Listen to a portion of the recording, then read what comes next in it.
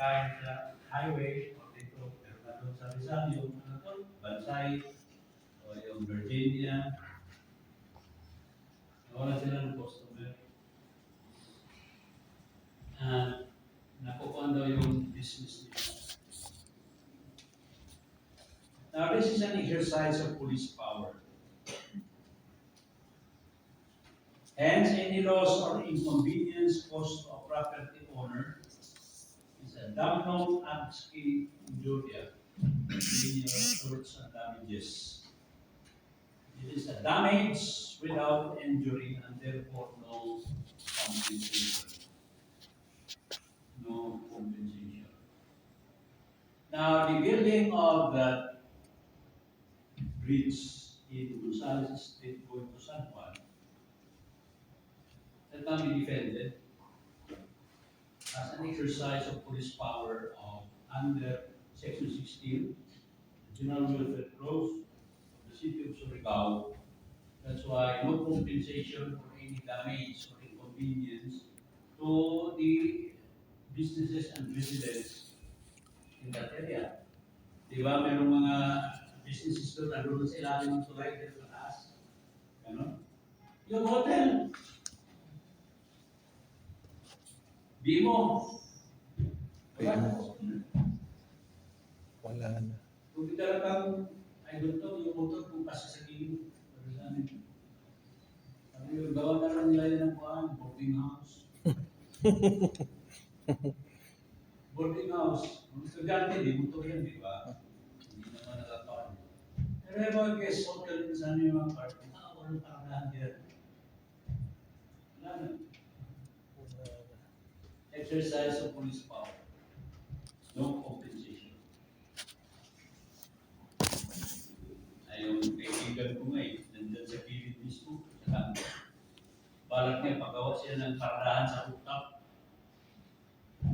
Hindi sila lang yung bahay niya, rooftop na lang ang kaligan ng kalsada.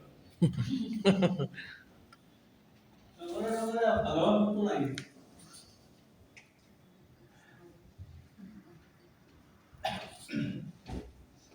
In Sangalan, Vedas Intermediate Appellate Court. This is Orbit and Jupiter Streets in Makati.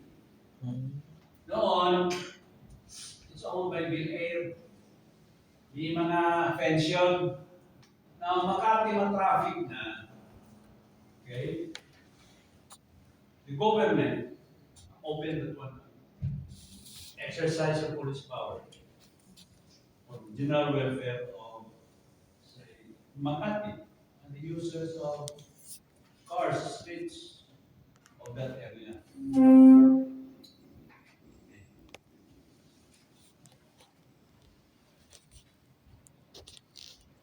Okay.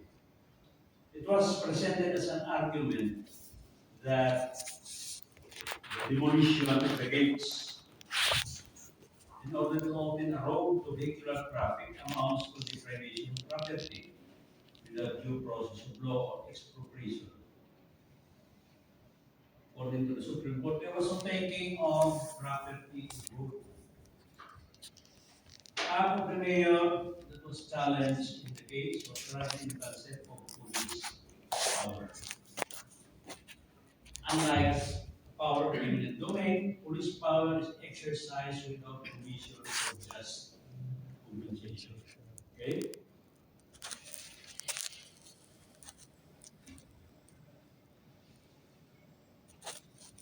Okay.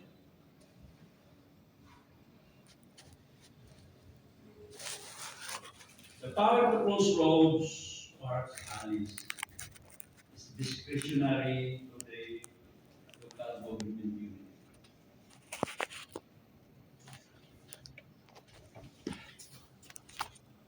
The local legislative body has the competence to determine whether or not a certain property is necessary for public use. Okay. It's discretionary. Ordinarily, it will not be controlled or interfered with by the courts unless there is abuse of discretion. Diba? This would amount to lack or excess of Ah, jurisdiction. excess of